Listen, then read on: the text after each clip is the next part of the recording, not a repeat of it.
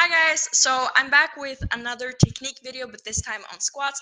I also thought that this time around, instead of just doing a video talking about one technique way, and also instead of doing a super long video talking about each and every technique possible to use in the squat, I thought I would do a feedback video. So I'm going to go through feedback on 5 of my clients' squats so that you can actually get a sense and a feel for how you can squat and which feedback and cues to apply for different body compositions and different squat techniques, because there could be two people built the same way with different squats techniques that work for them, even though they're built the same way. It also could be that if you're built the one way, it's easier for you to use this squat technique, or if you have one squat technique that you feel comfortable in, can you do to actually improve it so that you feel more confident and can push more weight in it. So instead of just going through a single squat technique so that your mind just go what, you can have a feel here, because for example, let's say you have a technique that looks like Alva here. Then, for example, you can feel like, okay, this is something that I can actually do for my next session. These are some cues that I actually can apply right now into my squat because I feel like I can relate. So that's what I'm gonna do. And yeah, let's quit talking and get right into it. I'm going to start off here with Tilda, and first we're just gonna watch her squat here, and we're going to look at things in the walkout as well as the squat, both the accent and the concentric phase. So on the way down, on the way up, you can see this is a heavy squat single. She pushes through it. It's not super slow or super, it's not the biggest grind ever, but it is a little bit small grind here on the way up in the middle, and we're gonna walk through what she can actually think about here. So the first thing that I want to watch is the walkout here, or the lift off. So as you can see, she does get most of her power here through her hips and her knees and legs, which I really love. I would like her to actually though do get her lats more engaged and tight here. And how I want her to do this is actually, you can see here that in the actual walkout or in the lift off, she keeps her head looking down. In her squat, however, she looks sort of like down but further away and more forward, and having her neck more in a neutral position than she has here. I would like her to actually move her head up a little bit just to actually engage her lats some more, as well as taking a deeper breath of air with the walkout, because if she does engage her lats in the walkout, she's going to have them more engaged during the lift as well. It's very hard to do a lift up, walk the weight out, and then engage your lats. That's very hard, and usually it's too late. So you want to engage your lats in the lift off here. So I would like her to do that a little bit more by keeping her head up just slightly, not necessarily looking straight forward or upward, but just slightly, in order to actually get more of a neutral position in her neck, being able to get that air down and squeeze her lats together. Other than that, we're gonna watch here the walkout. She only takes 2 steps, which I love, and it's a rule that I like to have, is the 2 to 3 step rule. Never more than 3 steps. You want to walk out as short as possible, as little steps as possible. You can see here that Tilda here has a wider squat stance. She has a pretty short torso compared to her femurs, so she will have more of a tilted squat, a forward tilted squat, like you can see here, instead of standing like super straight. And this is squat technique that is beneficial for her with the body composition that she does have. What I want you to look at here, the next thing, is the breath of air that she takes in here. So you do see that she does take a lot of air, which is great. She takes a deep breath, and that's super great. What I would like to do here is to actually engage her breath or direct it more towards the belly here. So what I can see here is that her breath, she does get it down to her belly, but not as far down as I think she could. So most of her air goes to the chest, and because of this, she's not going to be able to fully maintain her core stability throughout the entire lift, which we will see when she goes up again. But here you can see the slight movement where you see the elbows. Actually, when she has some here, you can see that the first thing happen is that they go up when she breathes. And sometimes, this is not always, a little bit of upward movement in the elbows is not something to worry about. Sometimes when you see the elbows going up, you can tell that a lot of air is going to the chest and not to actually engage the core and take that kind of breath. So this would have been easier as well if she could have engaged the lats a little bit more in the walkout. So that's something that could make it easier as well. But try to actually really take a little bit longer with the breath, with taking your breath in, just taking your air in. Try to do it patiently. Really breathe in and direct it all the way down to your belly. Make sure your entire belly and your core gets really, really tight. And then that's when you start the accent of the movement, because that way you will make sure that you have as much air and core stability as possible. So something to think about. So something else that we're gonna watch here is, as you can see on the accent here, she has a lot of speed, but not where she loses control. She keeps her control all the way, but something that you will see is that right after here, when she gets out of the bottom, you see that the hips shoot up a little bit and the chest fall forward just a little bit. And you can see a small, very, very slight arch here. And that's one sign that she has lost some core stability. And what I would like you to do here is actually, as well in the breath, like I said, try to engage your core more and actually try to pull her ribs down and keeping them down towards your pelvis the entire accent. So just doing that and keeping it through the entire accent, making sure you're keeping your core tight, thinking about that a lot. And then going down, it's going to help you keeping neutral back position the entire time, and as well as thinking about having a wall in front of you to actually push your shoulder blades together. It's also going to help with this small, very, very small, like this is very slight, so it's not something huge here, definitely not, but just here, very, very slight. You can see that if she can get her lats more engaged, she's going to have an easier time actually also getting a straighter back here, as well as keeping her core stability. The second or the last thing that I would like Tilda here to think about is that when you can see here that here you can see her head on the way down, she does keep her eyes this way, or not this way, but that way. Sorry. So this is where she keeps her eyes. However, you're going to see that once it gets heavy, once she gets out here, you're going to see that she starts looking down. So here, what I would like her to do is to keep her chest up. Try to push her elbows a little bit under the bar and maintain her eyes at the same position at all times, because that will just help her to actually push it through so that the weight does not fall on her hips. And this is not a super heavy weight. It's a beautiful grind. Definitely, these are just small details to think about to just get more intact, get more powerful in your squat, and even more confidence, making each and every single millimeter of the squat feeling good and controlled. And let's move on to Amanda. So Amanda here has actually just tried a completely new squat technique that we tried before. We had a very fast squat, very fast eccentric phase. She just bombed down, got the stretch reflex, and you bounce out of the hole, but your hips shoot back and your chest fall forward. And if the weight is just like 2.5 kilo over a weight that had the same movement before, you can just, for example, stop. And it's not because of strength, it's a weight that you miss because of technique. Usually when that happens, because you can't grind out your lift with that kind of technique as much as you could if you have more control. So here we have tried actually trying to get her hips back some more in order to actually be able to have more control, because this way, this technique, by shooting her hips back like this, standing like this before she squats it down, make sure that she does not go on her toes, and she can't just drop in the same way, but she can actually keep more control during the accent.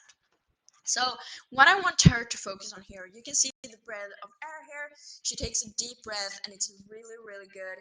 However, as you can see here, she pushes her hips back and then she's very fast to go down. In her second rep, I think, she does this, but she's not just as fast. She stays a little bit, just slightly longer. So what I would like her to do is to actually shoot her hips back, and then stay there and just feel her foot stability here. And what I mean with her foot stability is pushing down her big toe as well as arching her feet to the outside. And this is the important part. Arching your feet to the outside.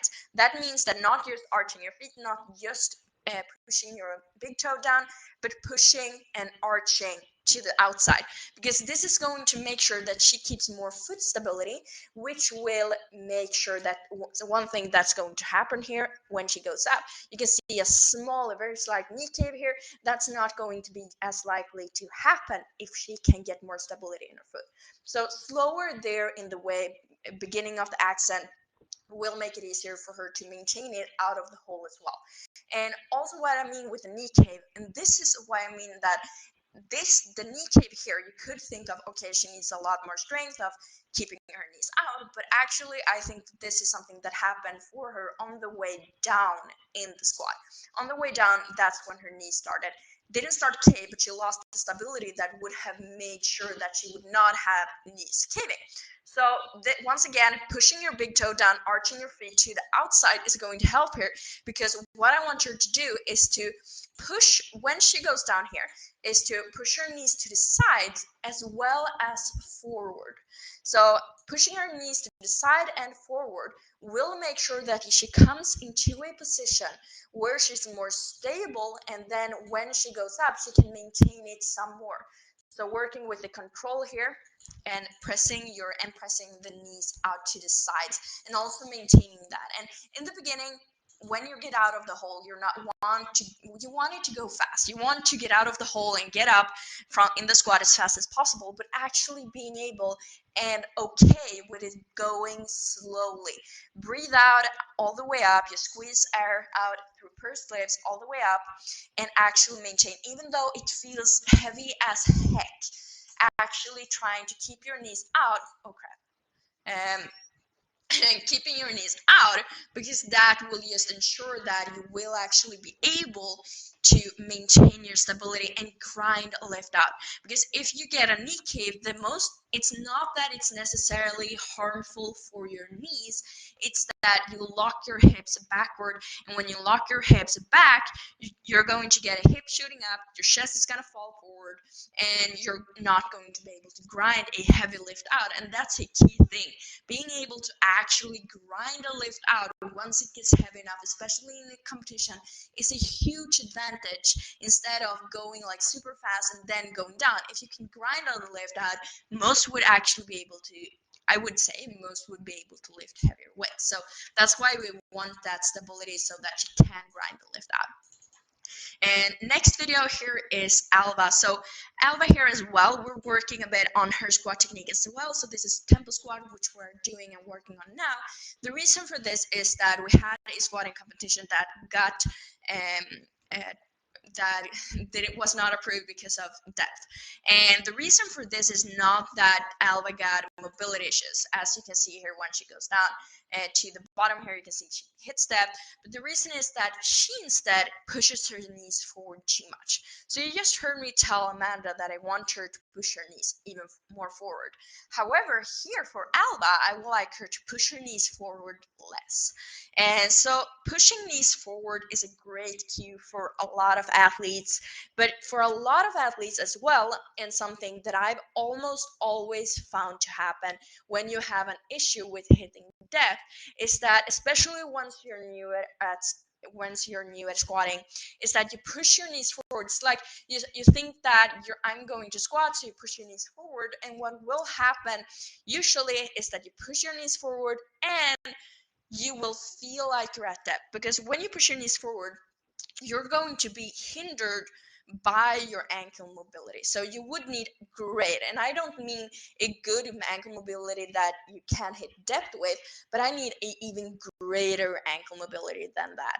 So in order to actually hit depth if you push your knees forward too much, because you're going to be hindered. And also, the more you push your knees forward, the further or the longer your range of motion will have to be to hit depth. Because most of the time, you're going to push your knees forward so much that it's going to feel. You're going to go as deep as you can. You're going to watch your movie and see, crap, I didn't hit depth. And that's because you don't, it feels like when you're down there, it feels like you've hit depth because you push your knees forward so much. But in the end, you're most likely going to be parallel. And this is the issue for some people, not for everyone. But here, this is what we're going to work with here with Alva, is that we want her to actually try to be able to sit back, just like she's sitting back on a chair. When you're sitting back at a chair, you do not have to, you bend your knees, yes, but you do not push them forward in order to be able to sit back. You just sit back and they bend automatically. And that's the kind of feeling we want Alva to have here. So what we're going to watch is that once she starts her movement here, as you can see, she does lose her core stability a little bit. You see her hips shooting back and her chest fall a little bit forward, and you get a slight arch here. And then you can see that her knees at this point is already bent. So in the end here, she's going to go straight down, but she's going to be just below parallel here, and she goes up, down. She has a lot of control, which is great, working really hard here, and it's super great. But what we can see is that still the same little arch, losing the core stability, even though she does engaging a lot in the beginning. So the first thing I would like her to do here is actually to imagine having a wall straight in front of her. So this wall is here, so she has to sit back because she can't go in front of that wall with her chest. Second thing is actually to try Alva to loosen her belt, just one hole, in order to be able to actually engage her core some more, actually breathe out even more, even though I know she already has loosened it a little bit, so that it's just not too tight, but she can actually breathe out some more. And then try to actually pull her ribs down, because if she does this, get more core stability and pulls her ribs down to her pelvis, at the same time as thinking about the wall, she's going to get a more neutral back. Now here, I would like you to once again arch your feet to the outsides to be able to actually push her knees out. And the reason why you want to arch your feet to the outside is that if you're on the floor right now, and just try it by yourself. Pause this video and try it. Sit on the floor like in a lounge, and then just press your feet down, press your foot down, arch your feet to the outside, pressing your pinky toe and spreading out your toes, and pressing your big toe to the side, and then you just take your hand and press your knee to the side. What's going to happen here is that you can press your knee pretty far out to the side without your foot leaving the floor. It's going to be stable, so you could have basically this being your knee and this being your foot. And if you try doing the same thing, but do not press your big toe or arch your feet, you're going to see that your feet is going to fall to the side. No stability at all. So that's what happens, and that's why you want to arch to the outside in order to maintain stability. So that's the big thing. That's why I want to do it. So that's what I want her to do, and then try to do that, maintain it, and just press to the side, but try to really sit back here. And also with her eyes here, that's the last thing which is going to make it easier. You can see that Alva here, she has her eyes straight forward. I would like her to actually try watching like pretty far away, slightly down, because this will give her a more neutral neck, and it's going to make it easier for her to actually sit down, because Alva here is very, very upright, and what happens for her when she's pretty upright is that she does push her knees forward a little bit too much, which causes this small slight arch, which causes her core to not be as fully engaged. So that's why we want to work on these little small details to be able to actually sit back like she's sitting back on a chair. And this is something I could incorporate in this case, and I sometimes do, is also, for example, a box squat, a low box squat, so that you actually hit depth, but you're actually focusing on sitting back just to get that movement in, especially if you have a problem with pushing your knees forward too much. So the next video we're going to watch is Rickard here, and Rickard, also I just want to say he's made some massive squat improvement here. So this, I think, he does not in this video actually hit depth, but it is still his best squat so far, and I'm gonna walk you through why and also what he can improve on. So what you will see here on the way down is this first rep is that you will see that he goes down, he takes a lot of air, he goes down, and once he starts going down, you will see that he keeps his eyes first here, but then his head starts going up. You see his knee caves a little bit on the way down, and that's why he didn't hit depth. Now on the second rep here, he will hit depth instead, and this is because he's going to push his knees more out to the sides, however still not being fully there because his knees caves on the way down. And that's something I talked about with Amanda as well, is that sometimes you see the knee cave happening on the way down, not the way up. And here, what happens is, like I said, is that he locks his hip to the back. So what I want him to do here is basically, once again with the big toe, this is a great cue for a lot of people. Some people it's not going to work for, but for most people it actually works with keeping your foot stability. It's going to be a massive improvement in your squat if you can keep a lot of foot stability, because stability truly is a key to getting stronger, maintaining stability throughout a lift, not going haywire or in any direction with any limbs. So here, that's why I would like him as well to arch his feet to the outsides, like I said with Alva, and press his knees out to the sides. With his head, we know that this is a bifactor of actually going down and caving with his knees, trying to hit depth. So I would also like actually a little wider stand, and I do not talk and mean anything crazy here, just a slight wider stance here in order for Rickard to be able to actually press his knees more to the sides a little bit, because that would just make him be able to hit depth a little easier, as well as engaging his lats as well. So engaging his lats and also maintaining his stability here, thinking about the wall in front of your chest once again. So once he goes up here from the bottom, I would like him to try to push his elbows in underneath and in front of the bar, because that's going to make sure that you keep your chest high and that you engage your lats even when it gets heavy.